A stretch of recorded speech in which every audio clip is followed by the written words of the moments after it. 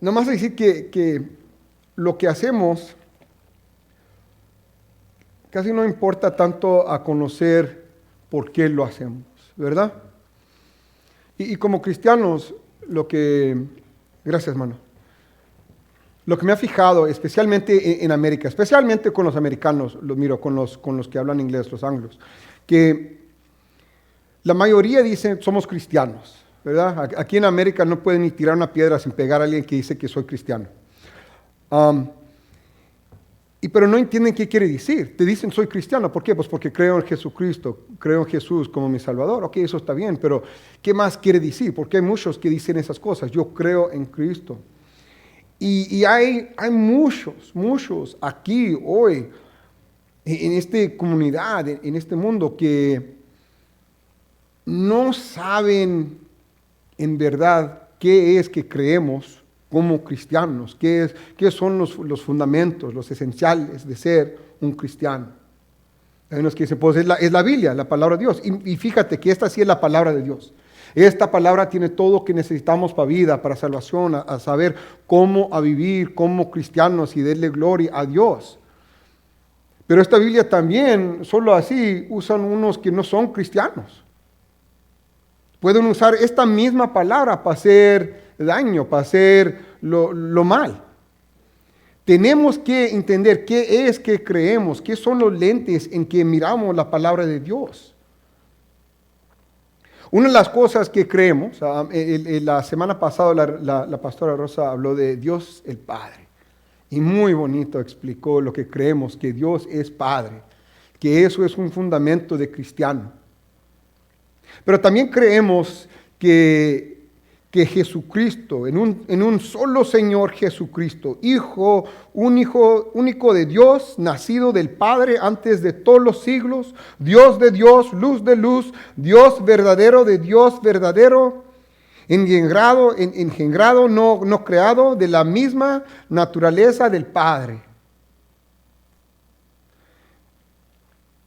Eso es una de las cosas que creemos como cristianos, pero para ayudarnos a entender mejor lo que esto significa para nosotros como cristianos, quiero leerles la carta de Pablo a los Filipenses. Si tienen su Biblia, hablarlos a Filipenses capítulo 2, vamos a estar en versículos 5 hasta el 11. Y ahí lo tiene el hermano. Gracias, hermano. Pónganse en pie, por favor, para leer la palabra de Dios. Pablo escribe: haya pues en vosotros este sentir que hubo también en Cristo Jesús. Él, siendo en forma de Dios, no estimó el ser igual a Dios como cosa a que aferrarse, sino que se despojó a sí mismo, tomó la forma de siervo y se hizo semejante a los hombres. Más aún, hallándose en la condición de hombre, se humilló a sí mismo, haciéndose obediente hasta la muerte, y muerte de cruz. Pero por eso Dios también lo exaltó sobre todas las cosas, y le dio un nombre que es sobre todo nombre, para que en el nombre de Jesús se dobla toda rodilla de los que están en los cielos, en la tierra y debajo de la tierra. Y toda lengua confiese que Jesucristo es el Señor, para gloria de Dios Padre. Amén. Esta es la palabra de Dios para la gente de Dios. Amén. Se pueden sentarse.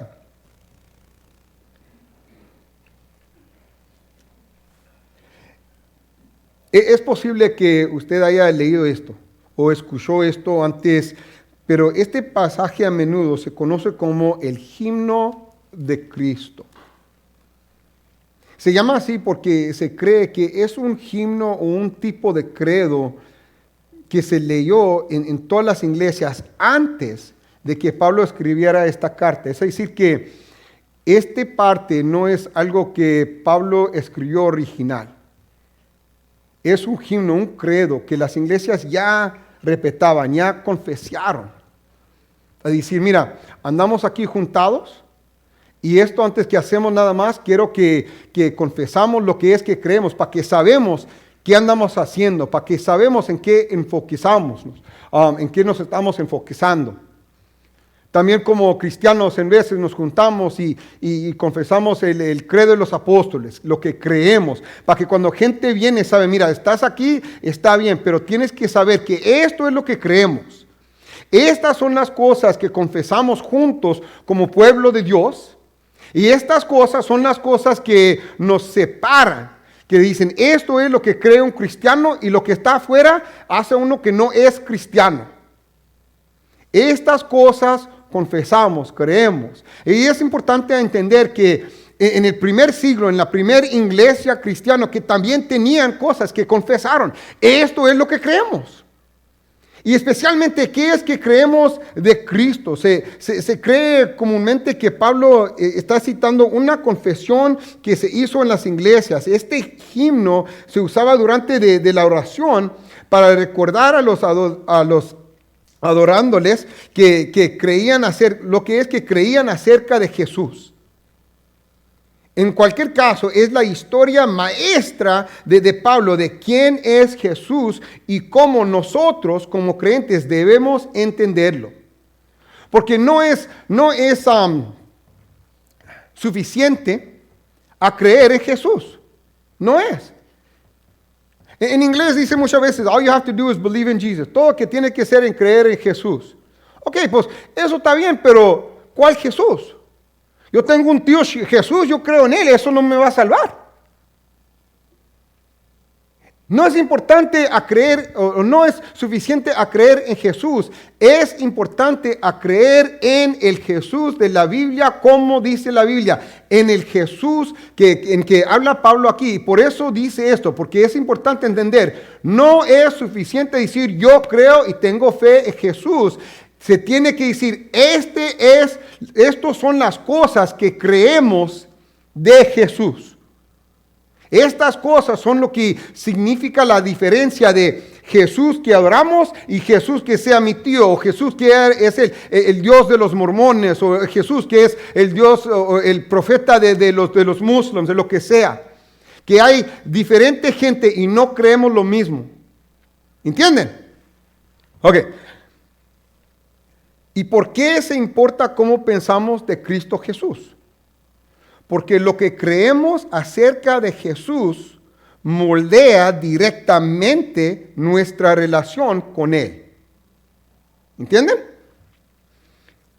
Entonces vamos otra vez a esta historia de Pablo y vamos a desempaquetar poquito algo de lo que dice aquí. En versículo 5 dice, haya pues en vosotros este sentir que hubo también en Cristo Jesús. En Cristo Jesús. Primero, tenemos que entender que creemos en Cristo Jesús. Cristo no es el apellido de Jesús. En inglés dicen Jesus Christ. Christ is the last name. No es el apellido. No es que se puede mover por un lado. No es nombre, es título. Y Cristo también quiere decir Mesías. Es en el griego, Christas, es la traducción del hebreo Mesías. Es la misma palabra. Y ustedes pueden practicarlo así si quieren. Pueden decir yo creo en Jesucristo, o pueden decir yo creo en Jesús Mesías. Es lo mismo. Quiere decir la misma cosa, nada diferente. Que creemos en la Mesías. Y a decir que Jesús es el Cristo, es en términos de primer siglo, a decir ante todo que Él es el Mesías de Israel. Él es la esperanza de Israel. ¿Entienden? Vamos a la profeta Miqueas. Dice, y me gusta decir cómo lo explica poquito, porque para ponerlo en una forma corta, lo que él dice aquí nos ayuda, yo creo, lo mejor para lo que necesitamos. Dice la profeta, el profeta, pero tú, Belén Efrata, tan pequeña entre las familias de Judá, de ti ha de salir el que será Señor de Israel. El que sea el Señor de Israel, el rey, el que va a ser el líder de Israel. Sus orígenes se remontan al inicio de los tiempos, a los días de la eternidad, pero los dejará hasta el tiempo que dé la luz y la que ha de dar la luz. Y el resto de los hermanos volverá junto a los hijos de Israel. Ok, cuando Miqueas anda hablando estas palabras, viendo la palabra de Dios, ¿okay? Y Israel estaba en un tiempo del exilio. Andaban en Judea y el Dios lo quitó y se lo mandó a Babilonia.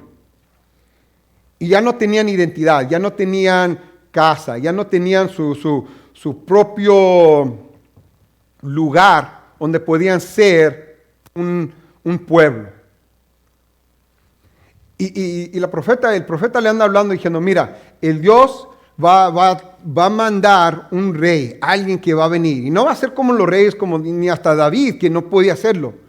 Pero un rey para la eternidad. Este rey va a ser el Mesías. Este Mesías va a venir, va a ser rey, va a ser su reino. Y va a traerlos para atrás.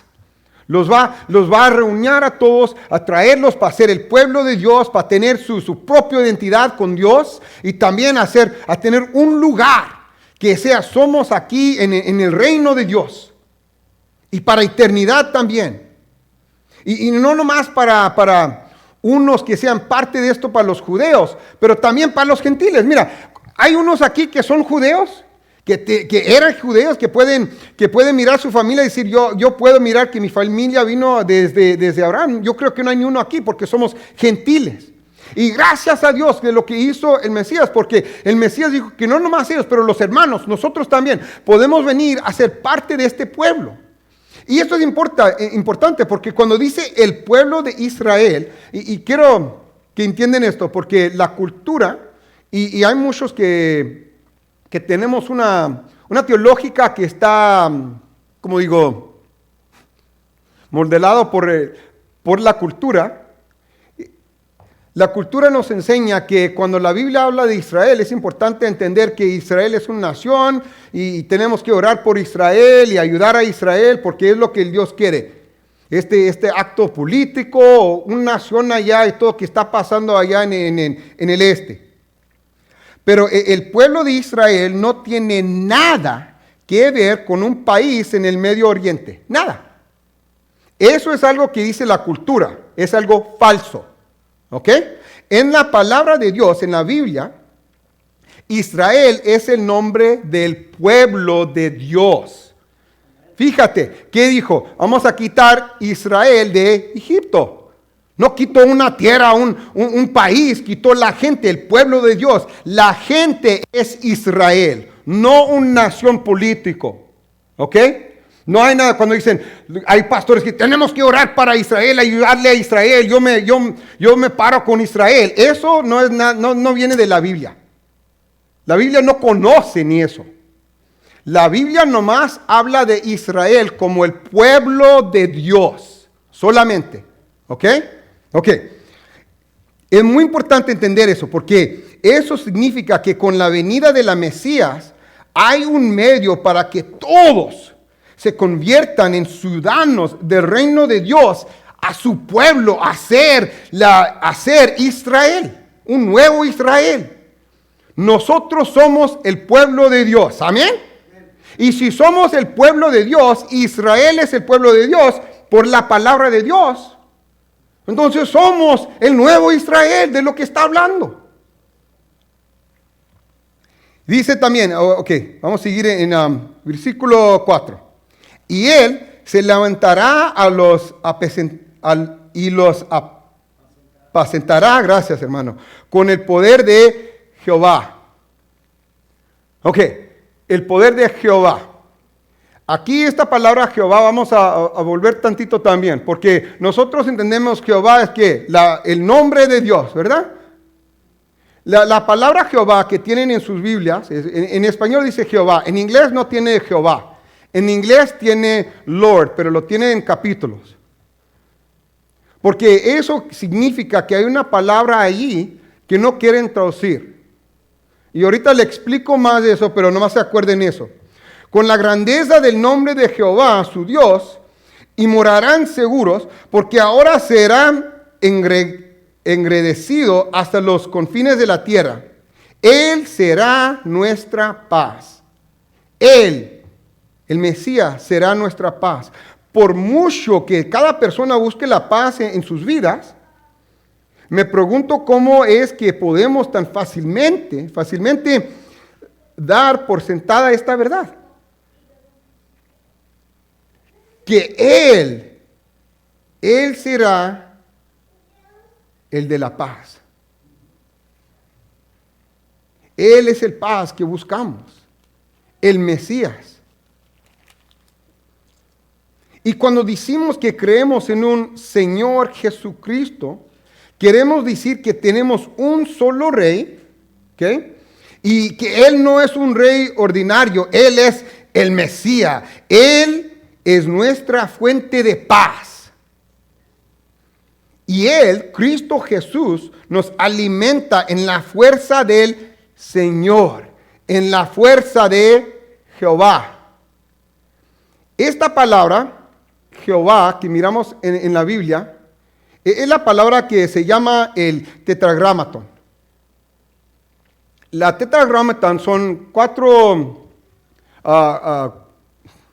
letras en hebreo, que son el nombre propio de Dios. Pero para los hebreos, el nombre de Dios tiene poder. Y nomás a decir el nombre es mal. No decimos el nombre de Dios, no se dice el nombre de Dios. Entonces tenían las letras ahí, pero no tenían los vowels, vocales. No tenían los vocales. En hebreo no hay vocales.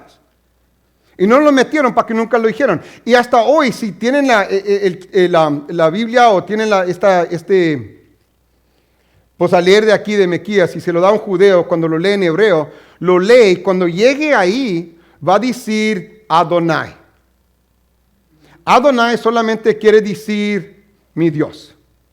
Porque no va a decir el nombre, va a decir mi Dios. Va a mirar que ahí está el nombre de Dios, pero va a decir Adonai. ¿Qué? Y para estar seguros que nadie viene y lee la palabra y accidentalmente dicen el nombre de Dios, lo que hicieron es quitaron los vocales de Adonai y lo metieron ahí a las letras del tetragramaton. Y ahí sacamos la palabra Jehová. Y pusieron esos vocales ahí para que cuando dicen Jehová, saben que eso no es el nombre de Dios.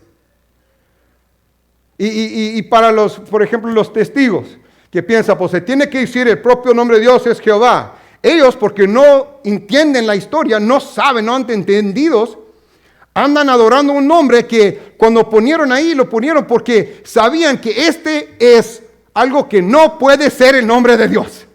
Jehová no es el nombre de Dios. Es algo que pusimos ahí para que no lo decimos por accidentalmente. Right? Is that right? Accidentalmente. Thank you. I knew I was saying it wrong. Okay. Accidentalmente. Okay.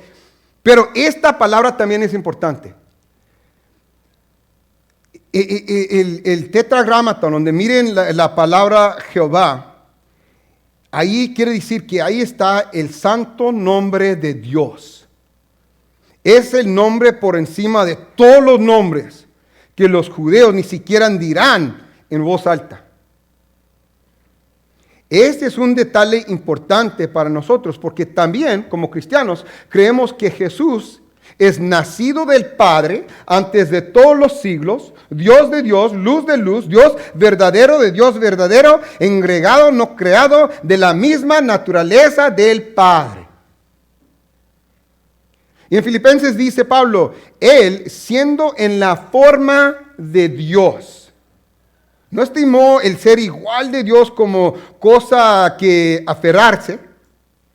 Está diciendo que, lo que Pablo está diciendo es que Jesús, nuestro Cristo, el Mesías, Él está en la forma de Dios. No es como Dios. Él es Dios. Y esto es importante porque en el primer siglo había muchos que dijeron, lo que creemos en Cristo, es que Él es importante, es como Dios, es casi tan importante que Dios el Padre, y sí era antes de toda creación, pero Él también dice que hay un tiempo cuando Jesús no era, que era creado por el Padre. Y lo que nosotros confesamos como cristianos, que eso no es cierto, que Dios es el mismo, Dios el Padre y Dios el Hijo, que Jesús es del mismo naturaleza del Padre, no creado. Y como cristianos confesamos claramente que Jesús es Dios. Él no es uno de muchos dioses, Él no es un ángel, Él no es una creación del Padre, como creen los mormones. Nunca hubo un momento en que Jesús no estuviera. Él es Dios, eterno, y también parte distinta del único Dios trino. Es lo que Pablo está diciendo aquí, está hablando estas palabras. Es distinto del Padre, mira cómo habla aquí, nacido del Padre, antes de todos los siglos. Pero también es Dios de Dios, luz de luz. Y esto es donde nos perdemos y nos equivocamos porque queremos entender, pues no entiendo el trino, no entiendo cómo trabaja. ¿Creemos en tres dioses? No. Lo que quiere decir es que no creemos en tres dioses. Como explicó la pastora Rosa, creemos en un Dios, solamente un Dios. Pero entendemos que el Dios es trino. Y el problema es esto es donde yo creo que nos equivocamos. Nosotros como humanos tenemos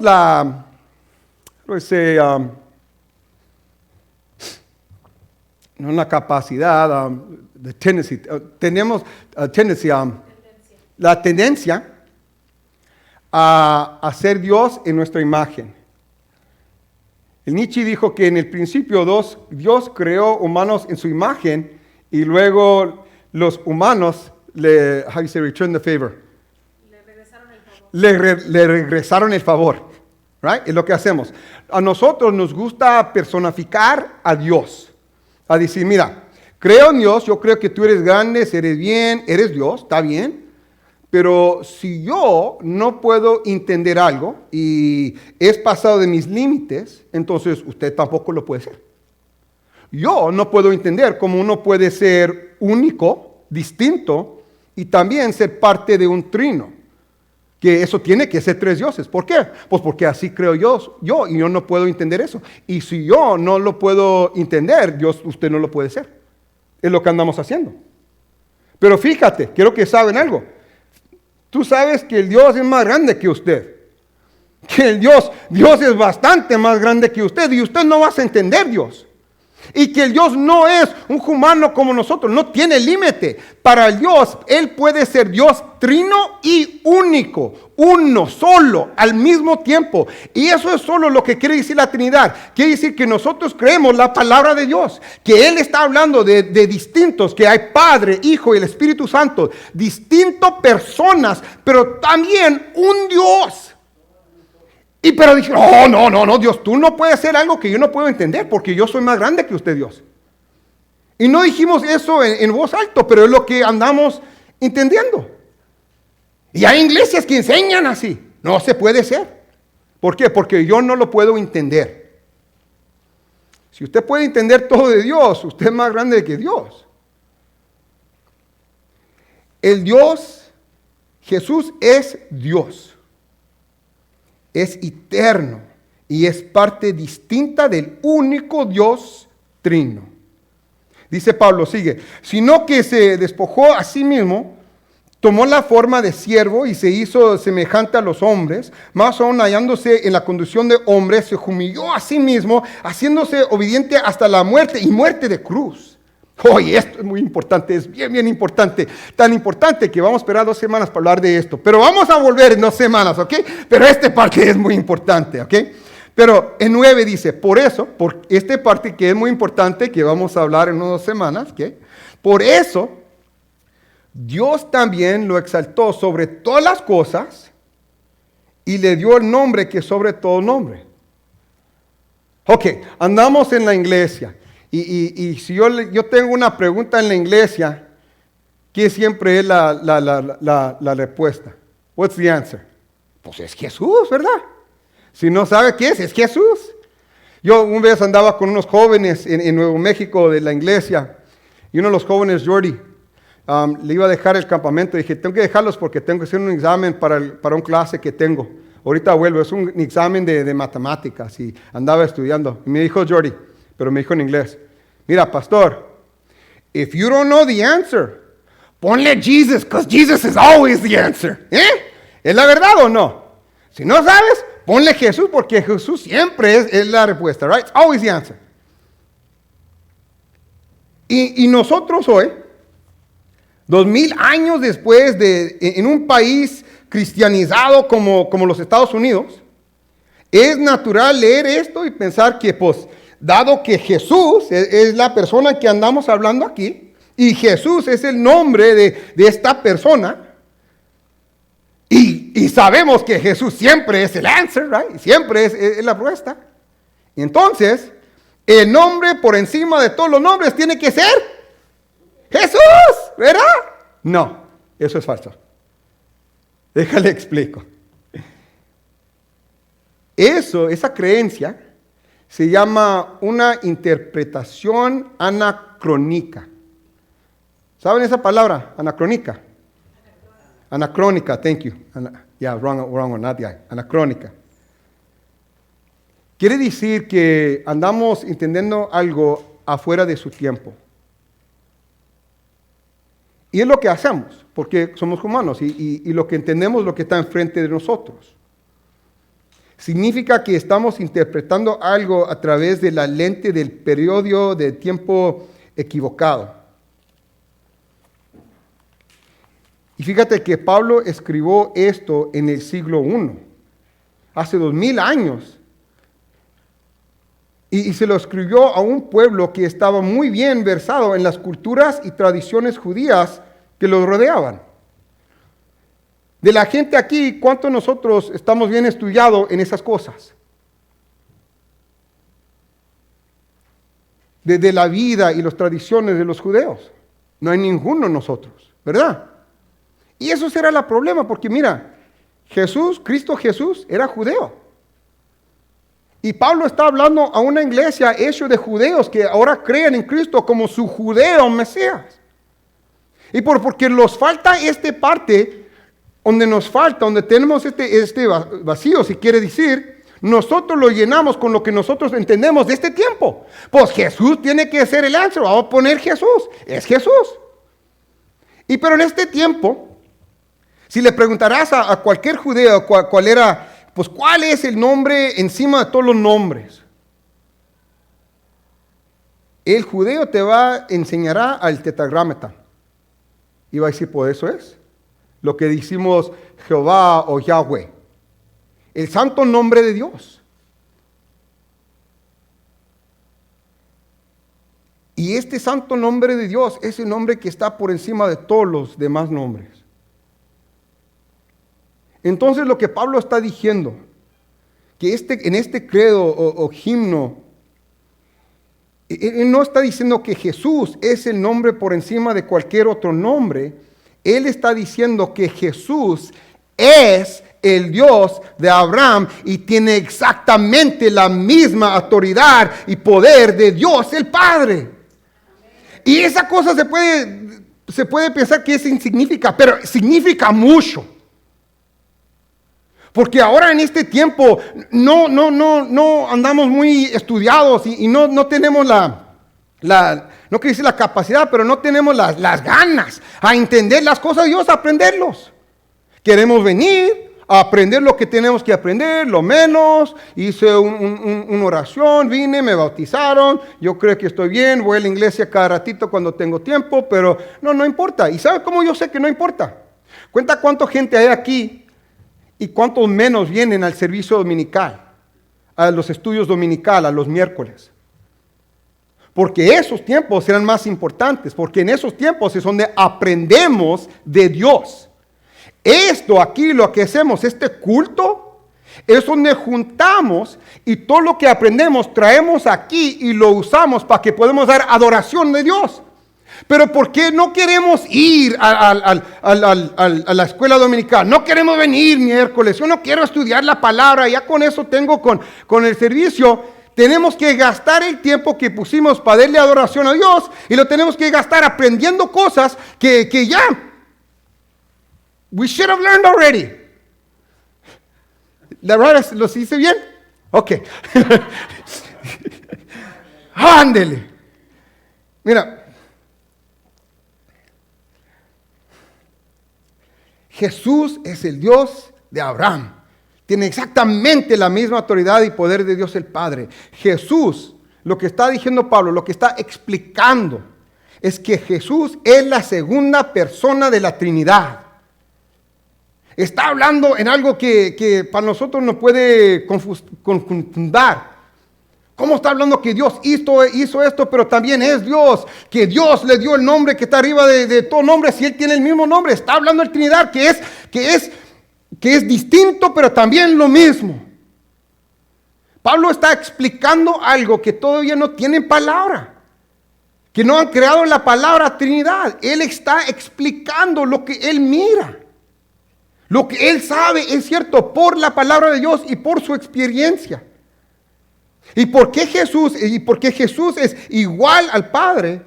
Su nombre también tiene poder para que en el nombre de Jesús se dobla toda rodilla de los que están en los cielos, en la tierra y debajo de la tierra, y toda lengua confiese que Jesucristo es el Señor, para gloria de Dios Padre. Se cambia, ¿verdad? Es importante aprender. El hecho de que Jesús sea de la segunda persona de la deidad no degrada ni devalúa al Dios el Padre. Por el contrario, esto es para la gloria de Dios Padre. Hay dos cosas que espero que saques de esta confesión. Primero, Jesús no es solo un hijo sacrificial que apacigua, thank you, al Padre enojado por nosotros. Jesús y el Padre son uno. Esto significa que nuestro Salvador es también nuestro Creador.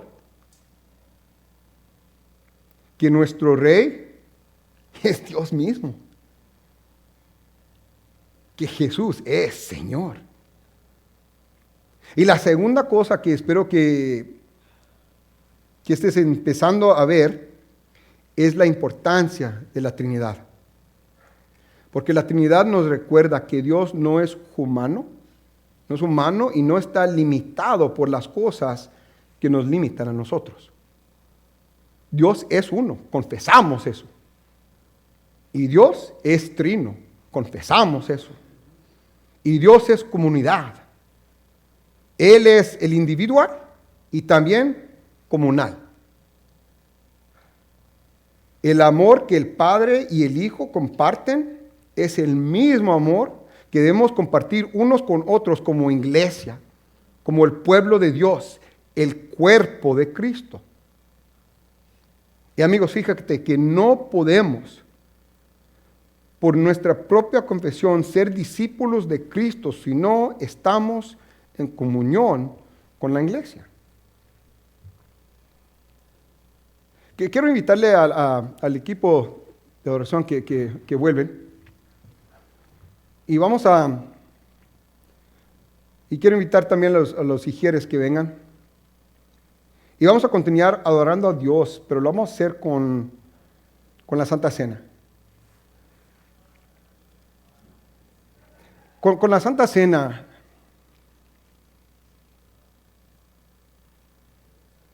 participamos en un sacramento en que confesamos algo. Y quiero que entendamos lo que andamos haciendo. No es solamente un símbolo que tenemos que hacer porque dijo Cristo que lo hacemos porque Cristo se nos dijo hacerlo porque es algo importante para nosotros. Es un ejercicio que sí nos cambia por la gracia de Dios.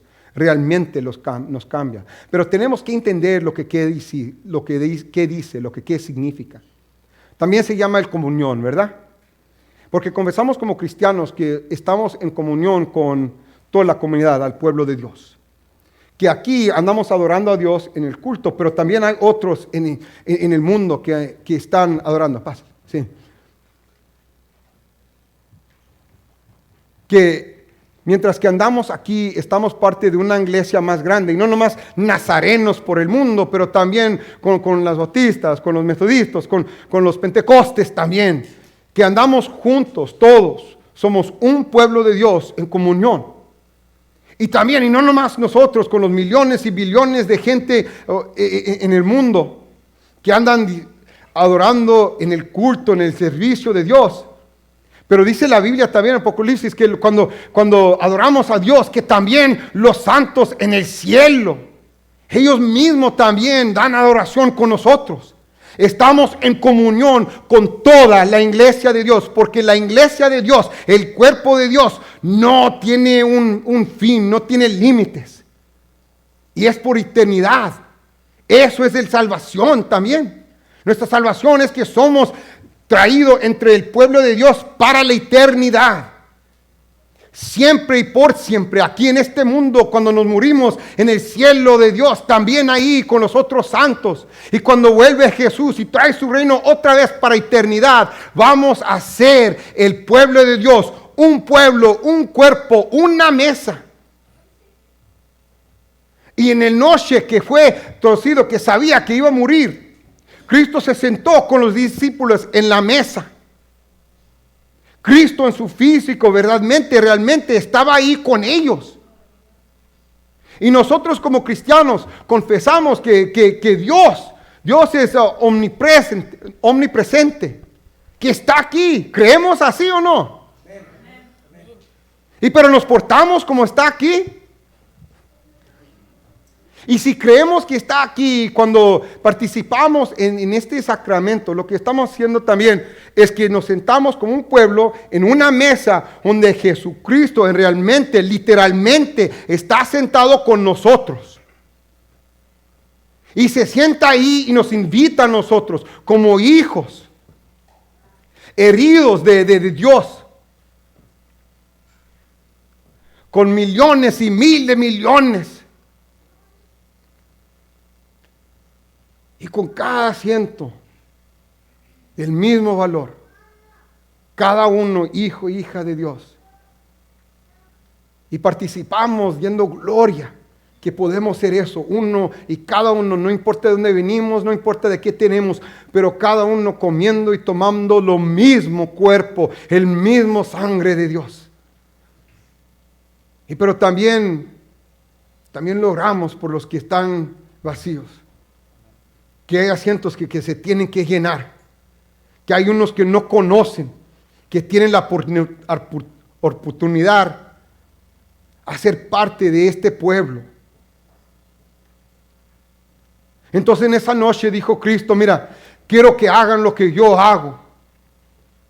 Y se sentó con los discípulos, sabiendo que iban a tener miedo, que iban a tener temor, que su vida iba a estar lleno con las cosas peligrosas, que unos lo iban a querer matar y que por siempre nosotros también íbamos a tener dolores y problemas y ahí van unos que nos iban a perseguir. Y dijo, lo que yo quiero que hagan es esto, que se sienten en la mesa. Y sacó el pan y lo quebró. Y se lo dio a los discípulos, dijo, este es mi cuerpo quebrado por usted. El Mesías, mi Rey, mi Creador, mi Dios. Su cuerpo quebrado para mí, para usted y para todos que creen. Y luego agarró la copa del vino y se lo pasó. Dijo, tome esto también. Esto es mi sangre. El nuevo pacto. Es sangre para su pecado. tómelo en memoria de mí.